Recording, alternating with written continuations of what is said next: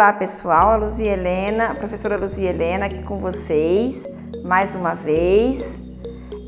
Primeiramente, eu quero agradecer a todos que entraram no canal, que curtiram os vídeos, que deixaram seus likes, que compartilharam com os amigos e pedir a vocês que continuem compartilhando, continuem assistindo os vídeos. Não esqueçam de assistir o episódio 1, 2 e 3 para vocês entenderem a sequência da história.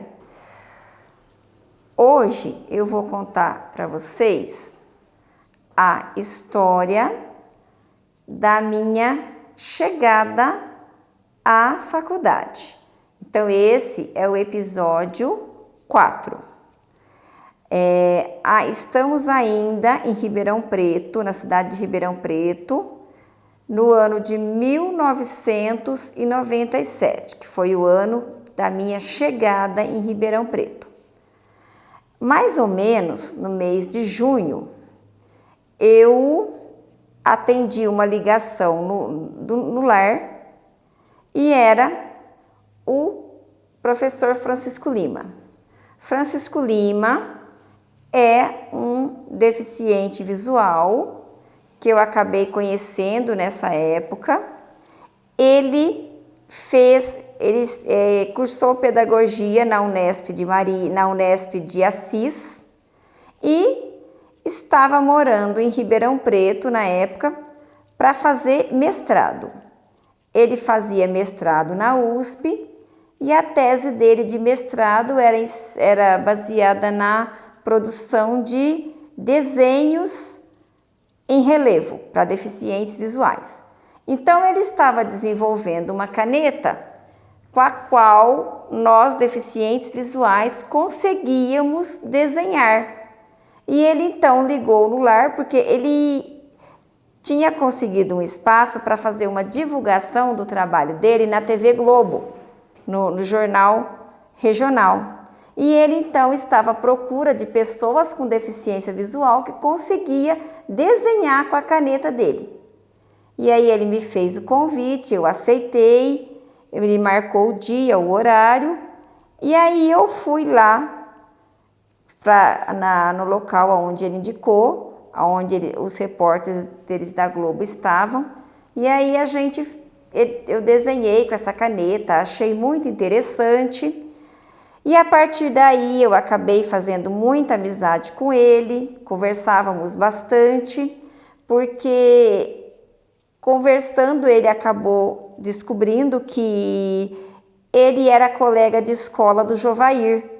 Eles estudaram juntos no Padre Chico. O Padre Chico é um colégio interno para deficientes visuais. E então eles estudaram junto lá e tal, e aí ele contou muito sobre a sua vida, sobre as suas experiências, e aí falou-me da universidade pública, falou que a gente tinha a possibilidade de conseguir bolsas de estudo, que a gente tinha a possibilidade de morar na moradia estudantil. Na ocasião, ele morava numa moradia da USP, com mais alguns pesquisadores também. Me lembro que tinha a Vera, tinha o Pitágoras, tinha o André, a Cristina, mas assim, todos já fazendo tese de mestrado. Então, e aí chegou agosto, setembro mais ou menos, na escola, no Tonel Mota, apareceu, a diretora entrou na sala e disse que naquele ano, para a turma dos terceiros anos, a Universidade da Unesp estava disponibilizando uma inscrição gratuita para cada sala do terceiro ano, para sortear entre os alunos. Só que esta inscrição Quem ganhasse essa inscrição poderia apenas fazer faculdade voltada para a educação. O objetivo desse projeto era a formação de professores. E aí fizemos a inscrição e aí então eu falei, bom, vou me inscrever em pedagogia. Me lembrei do tempo em que eu, em 1993, ficava na sala de recursos do João Marciano à tarde, quando eu ajudava a professora Rosângela com as crianças pequenas. E me lembrei de quando eu ajudava o Bruno, ajudava o Neto, ajudava o Luiz Carlos, que já estava na fase de alfabetização e foi alfabetizado em Braille. Bruno e o Neto também foram alfabetizados em Braille, mas nesta época eles tinham 3 e 5 aninhos, então era mais atividade voltada à educação infantil. Manifestei o interesse pela taxa. Dentro do processo de seleção escolhida pela diretora da escola, eu era mais ou menos a 5ª, porque o critério era nota. Então, a primeira que ganhou, que foi a selecionada foi a Danusa. Danusa não tinha interesse em sair de Ribeirão.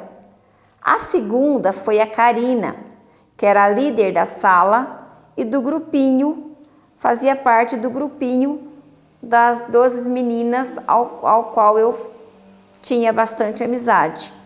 Então a Karina levantou e falou assim para a sala, gente, de nós aqui não tem Unesp Ribeirão Preto.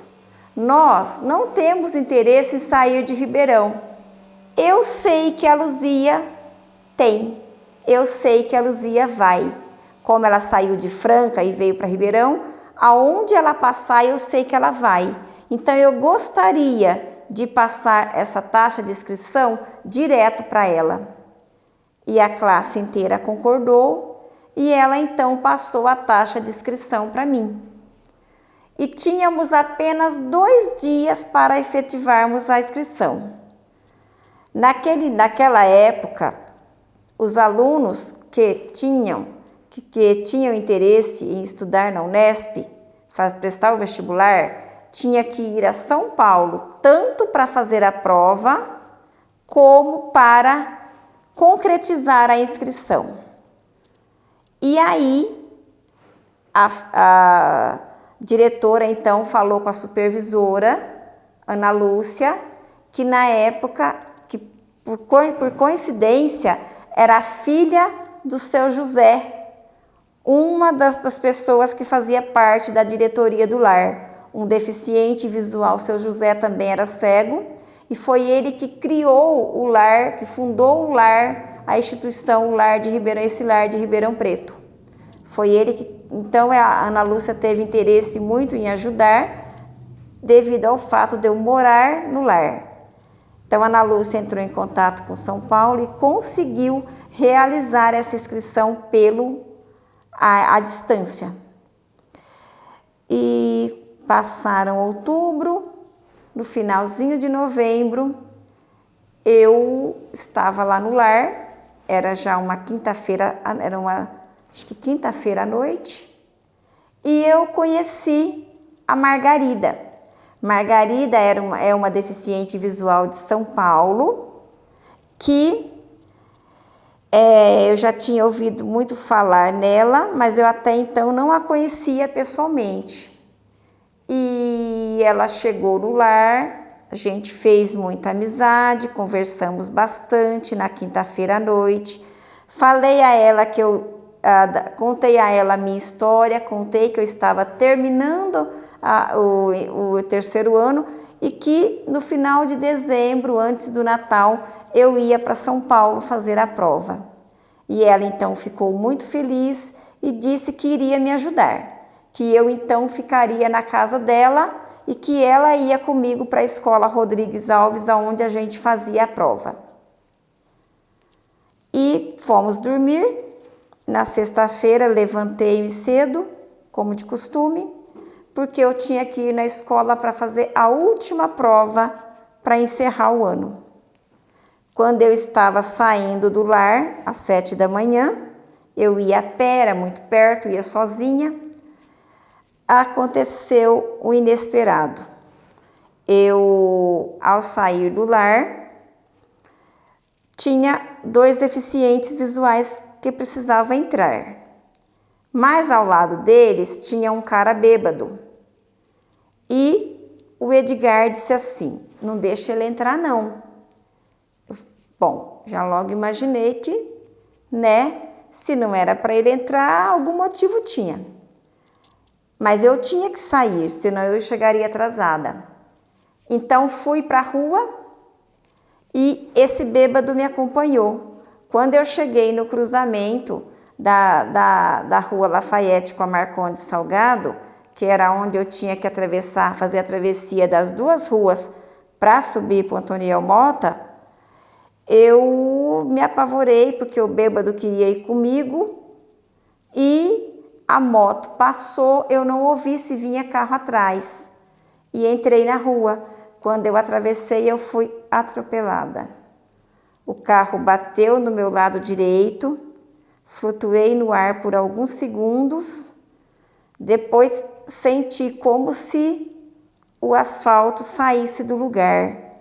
Mas na verdade não era o asfalto que saía, era eu que rolava no chão. Não bati a cabeça, mas o impacto do corpo, o asfalto e o braço, sobre o braço que segurava a bengala. Eu senti na hora que o braço tinha quebrado. Quando o rapaz parou o carro, quando ele viu a situação, que foi bengala para um lado, pasta para o outro, ele se desesperou. Então ele começou a chorar. Aí na hora eu levantei, segurei nele, ele ajudou eu a levantar. Eu falei: calma, não fica assim, você só precisa me levar para um hospital. Aí já veio um monte de gente, inclusive o bêbado. E eu disse para ele: você sai daqui, a culpa foi sua, some daqui. Veio uma pessoa, me entregou a pasta, me entregou a bengala e ele falou: eu vou levar ela, mas aonde eu levo? Aí as pessoas da rua começaram a falar: vai pro HC. Eu pensei: o HC está muito longe. Aí entramos no carro e eu falei assim para ele: não, vamos no Beneficência Portuguesa. Ele está 4 quadras aqui acima, mas eu não sei onde é. Então eu, como sabia nome de rua, sabia mãos de rua, comecei a ensinar o caminho para ele. Você sobe a São José, você vira Bernardino de Campos, que a gente vai chegar lá. Então chegamos lá, a hora de fazer a ficha. Cadê os meus documentos? Não tinha nada comigo. Eu estava simplesmente indo para a escola. Então eu não levava documentos. Mas aí eu falei nome, falei telefone, preencheram a ficha e a gente entrou para o hospital, tiraram o raio-x e realmente o que eu esperava tinha acontecido, o braço quebrou. Mas como quebrou próximo ao ombro, não engessa. Então só puseram uma tipóia, me mandaram para casa, marcaram retorno para daí 1 semana. Aí passamos na delegacia e de novo, cadê o documento para fazer boletim de ocorrência? Eu não tinha. Então o escrivão disse para mim: se você morre, eu mandaria te enterrar como indigente. Então daí eu percebi que quando a gente sai de casa, tínhamos sim que carregar um documento, algo que nos identifique. Mas o Vitor é o nome do rapaz que me atropelou, me levou em casa, comprou as medicações necessárias e na parte da tarde é que a minha ficha caiu. Eu quebrei o braço. E agora? Como vou fazer o vestibular? Então bateu o desespero. E aí a Margarida falou: não, você vai. Você vai assim mesmo. Mas como que eu vou para sua casa de braço quebrado? Você só não vai se o médico não deixar. Do mesmo jeito que eu te ofereci ajuda, continua valendo. Então, passou-se os 15 dias, eu aprendi a fazer muitas coisas com a mão esquerda. Chegou no médico o dia da consulta. A Joaninha, a esposa do Jovair, foi comigo nesse dia. Era a primeira consulta que eu ia. Como a Joaninha estava no lar, não estava trabalhando naquele dia, ela foi comigo. Então, o médico fez a avaliação e imobilizou mais um tempo. Aí eu falei para ele, doutor, mas eu preciso ir para São Paulo. Ele disse, fazer o quê? Eu falei, fazer o vestibular. Ele, quando? Eu falei, na semana que vem. Aí ele então marcou um retorno para mais perto e falou, você vem, que eu converso com você antes de você ir viajar, eu vou deixar você ir. Então, no segundo retorno, a Joaninha já tinha voltado a trabalhar, ela não pôde ir comigo. Aí eu fui sozinha mesmo.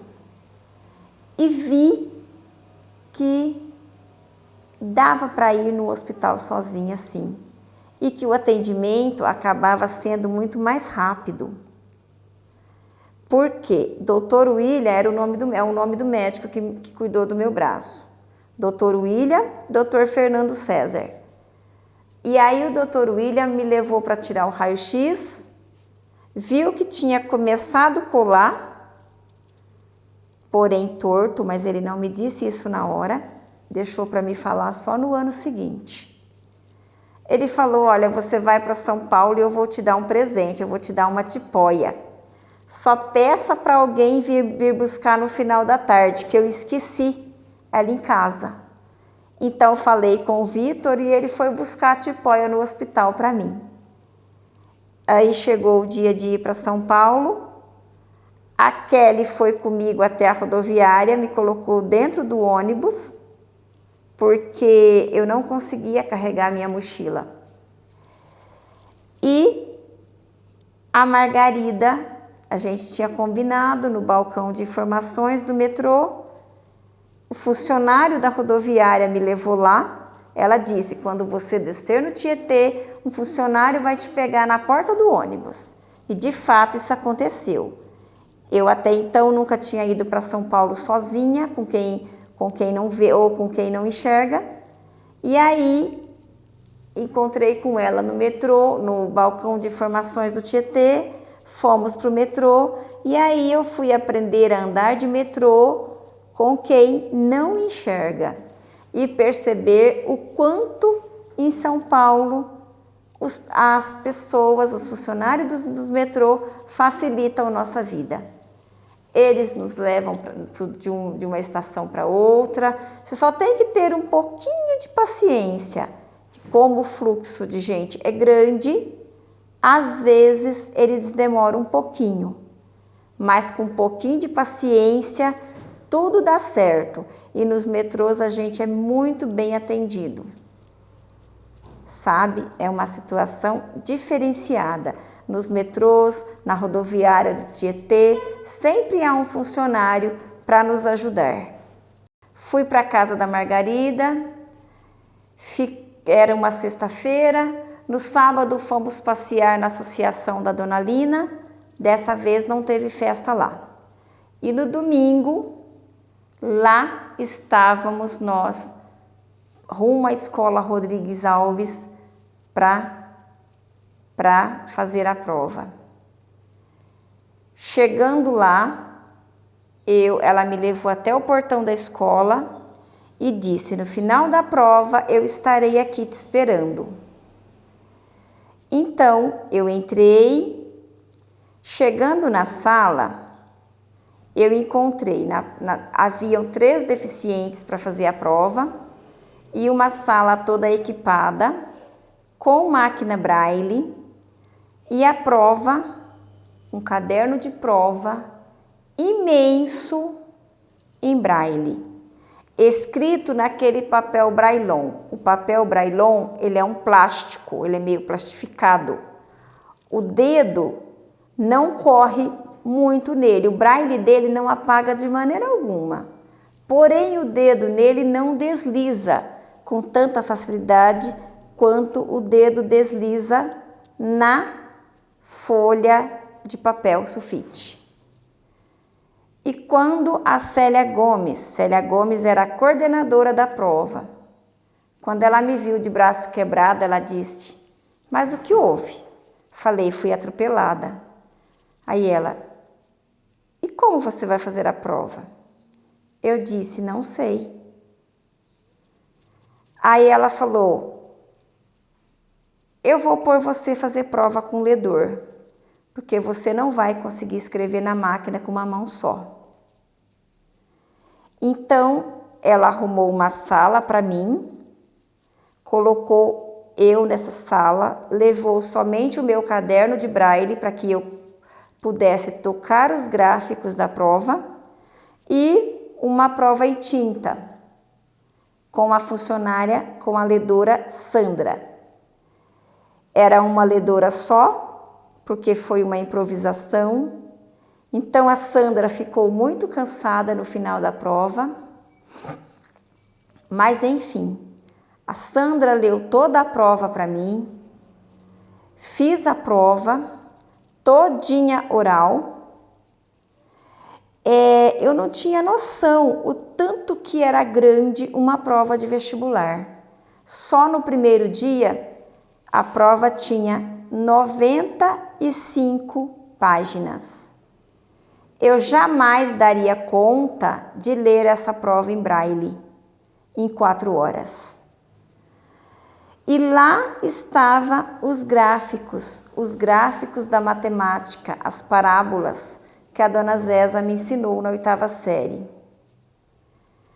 Enfim, o primeiro dia fizemos essa prova grande, com questões de múltipla escolha. O segundo dia, havia questões de história e geografia que a gente tinha que escrever. Então, eu tive que ditar tudo para a Sandra. Eu tive que ditar, inclusive na prova de português também, do terceiro dia. Tive que ditar pontos, ditar vírgula, ditar ortografia de palavra, enfim. Foi um vestibular inteirinho ditado. Bastante cansativo, tanto para mim quanto para ela, mas valeu a pena. E a Margarida me buscou lá na escola aos 3 dias e me levou. Depois voltamos juntas para Ribeirão, passamos o Natal lá e fiquei em casa aguardando o resultado do vestibular. Só que quando eu retornei no médico no dia 8 de janeiro, Dr. Fernando César me chamou e falou assim: seu braço está todo torto, você terá problemas de movimento e eu vou precisar operar isso daí. Falei: tudo bem, né? Não há o que fazer. Então, ele marcou a cirurgia para daí 15 dias depois. E aí, passei assim por um período de muito repouso, porque ele abriu o braço, deu 18 pontos no braço, ele colocou um pino para segurar os ossos do braço e a ligação do ombro. E esse pino ficou com uma ponta para fora, a qual para que eles pudessem retirá-lo daí alguns meses. Era para durar apenas um mês, mas como o Dr. William pegou férias, e enfim tivemos que esperar o Dr. William voltar, e o pino ficou no braço 2 meses. Tive que tomar outra anestesia geral para que eles conseguissem retirar o pino, porque não tinha como eles puxar, o pino colou muito no osso. E aí, quando saiu a nota do vestibular, eu estava em processo de recuperação, não podia sair de casa, fiquei no lar, Mara me ajudou muito, e assim como todos lá do lar, a Kelly, a Nisa e a Joaninha, que é a esposa do Jovair. E quando saiu a classificação do vestibular, eu tinha apenas 3 dias para fazer a matrícula. Porém, um voluntário que ia no lar ler livros para mim e para Mara Lúcia, viu que eu tinha passado, mas na quarta-feira, 6 horas da tarde, e a inscrição havia se encerrado às 5. Então, perdi a primeira vaga. Foi muito duro. Chorei muito. Liguei para o Francisco Lima, contei a ele o ocorrido. Ele também ficou muito chateado. Naquela época ele estava em Corumbá, na casa da Rose, que é a esposa dele. Ele tentou falar com o reitor da universidade, mas nada podia ser feito, porque já havia sido chamada a segunda lista. Marley também tentou reverter a situação, também ligou na Unesp, mas enfim, nada pôde ser feito. E enfim, aí passou março, retirei o pino do braço. Quando chegou abril, era aquela situação complicada, não tinha o que ficar fazendo, e eu sempre lamentando a perda dessa vaga, desse vestibular, até que um dia o Fábio chegou em mim e falou assim: Lu, já foi, passou, não adianta mais chorar o leite derramado, vamos pensar na vida da agora para frente. Você quer fazer um cursinho pré-vestibular e tentar o vestibular de novo? Eu disse para ele sim, mas com que dinheiro? Eu não tenho dinheiro. Ele, tá bom, vou ver o que eu posso fazer, vou ver como eu posso te ajudar. O Fábio, ele vendia livros. Dentre uma das coisas que os cegos que moravam em Ribeirão Preto faz para ganhar dinheiro para sobreviver, vender livros na escola é uma delas. E ele vendia livros, e nesse dia ele estava indo numa escola particular, que é o César Lattes, que ficava na época a 3 quadras do lar.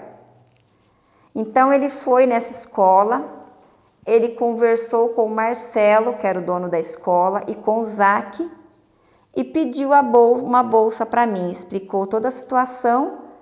E aí o Marcelo falou, mas de quanto por cento que ela quer o desconto? Ele falou de 100, porque ela não tem como pagar nada.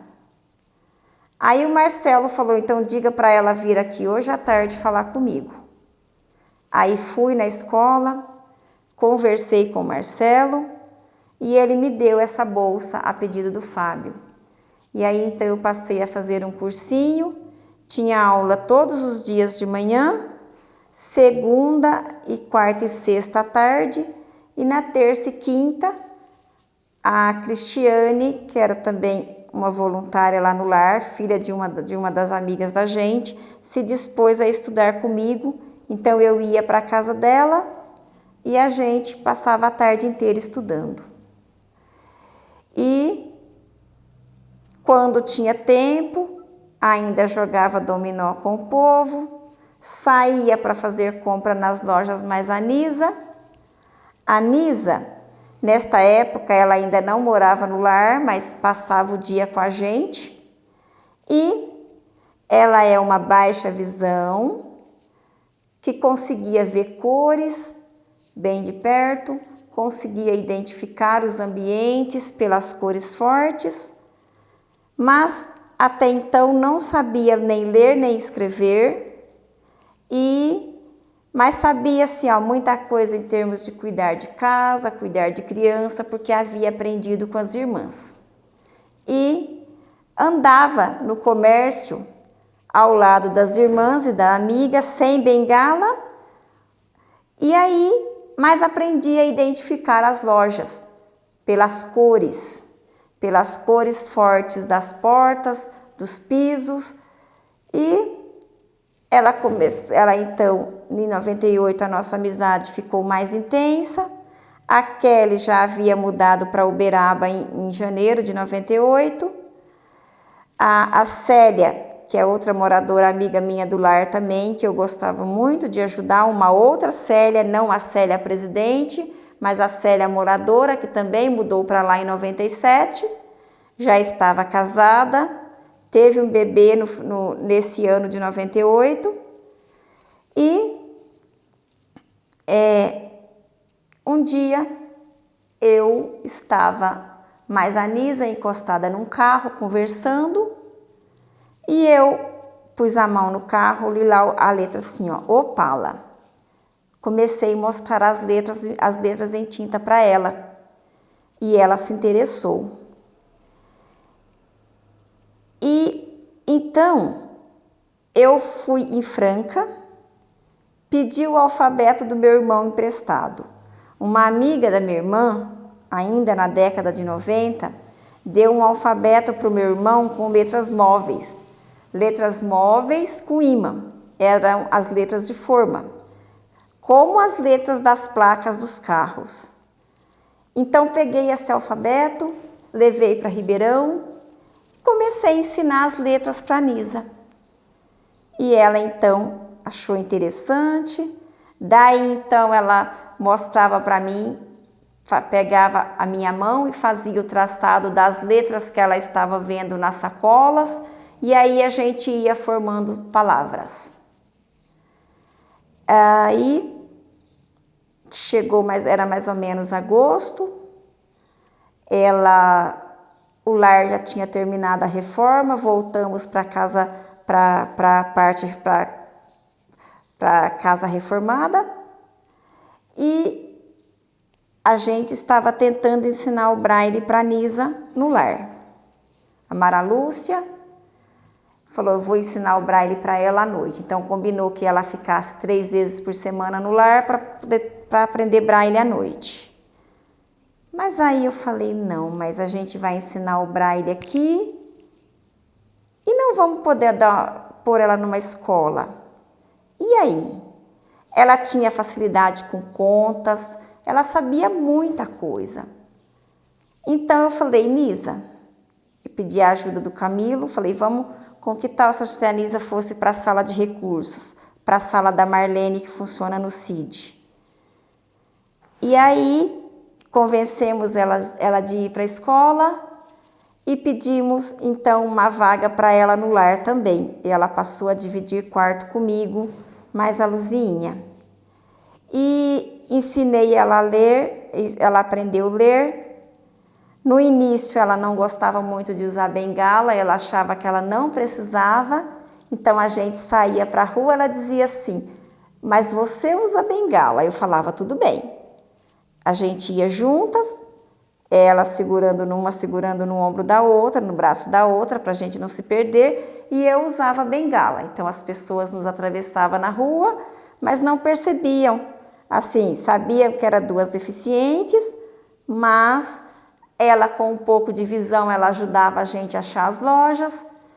E assim, chegou a um ponto que ela começou a andar sozinha e falou, eu quero uma bengala, mas para ficar na bolsa. Ela usava somente quando ela precisava que alguém a ajudasse a atravessar uma rua. E assim ela aprendeu a ler, frequentou sala de recursos, fez o ensino fundamental à distância, fez o ensino médio e hoje ela é concursada na Prefeitura de Ribeirão Preto. Está casada e cuida e tem duas filhas. Então, foi a mudança que a escola fez na vida dela. Chegou setembro, enfim, vai eu fazer a inscrição de vestibular de novo.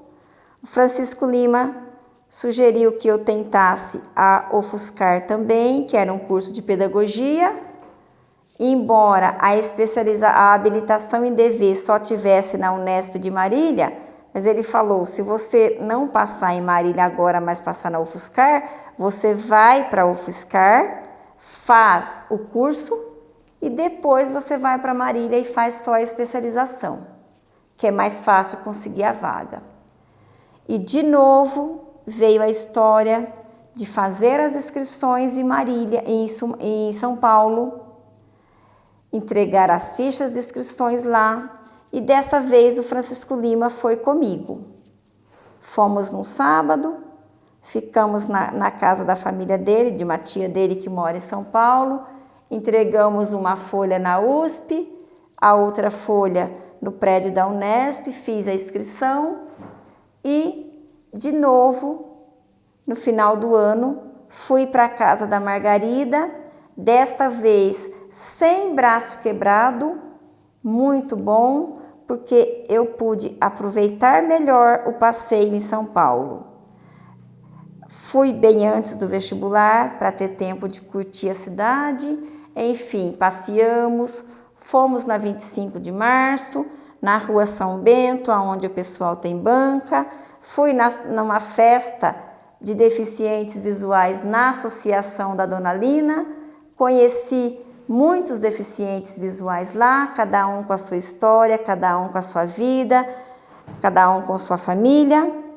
E nesse dia eu conheci o Carlos, Carlos Alberto, que a gente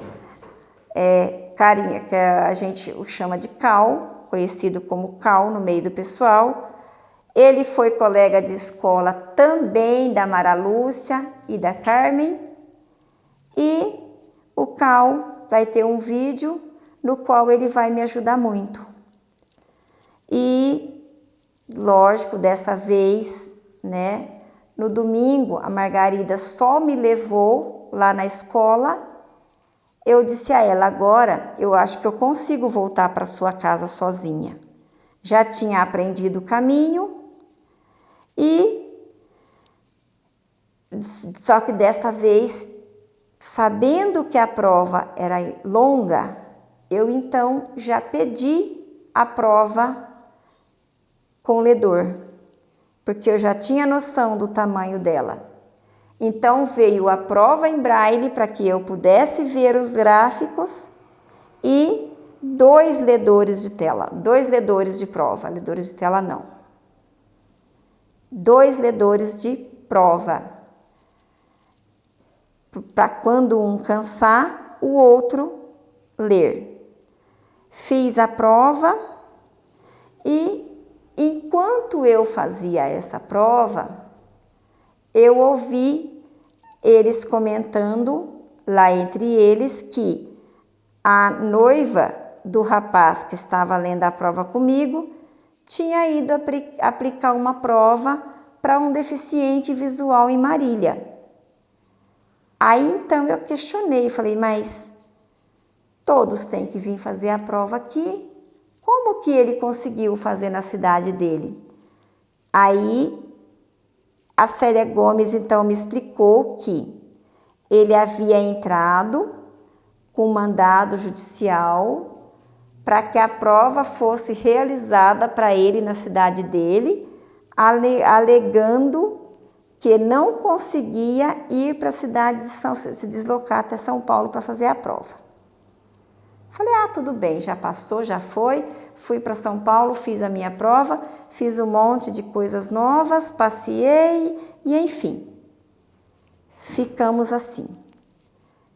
Terminei o vestibular, veio o Natal, veio o Ano Novo e passeávamos muito, viajávamos, as férias de janeiro, fui conhecer a associação lá em Uberaba, onde a Kelly estava morando, enfim, para tentar me distrair e não ficar ansiosa enquanto aguardava o resultado da prova do vestibular de 98.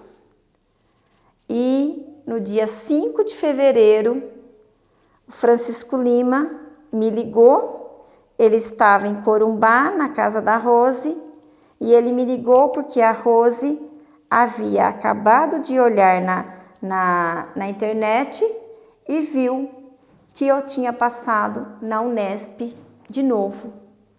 Então fiquei muito emocionada, chorei muito, comemoramos essa vitória, eu e mais o pessoal que morava comigo no lar. Foi muito bom, todos ficaram felizes comigo e, eu tinha que ir na segunda-feira fazer a inscrição, que aí, gente, já é o assunto do próximo vídeo. A mudança, a inscrição, a mudança para a cidade de Marília e a adaptação na cidade. Eu fico por aqui hoje. Peço a vocês que continuem compartilhando, continuem entrando no canal, assistindo os vídeos.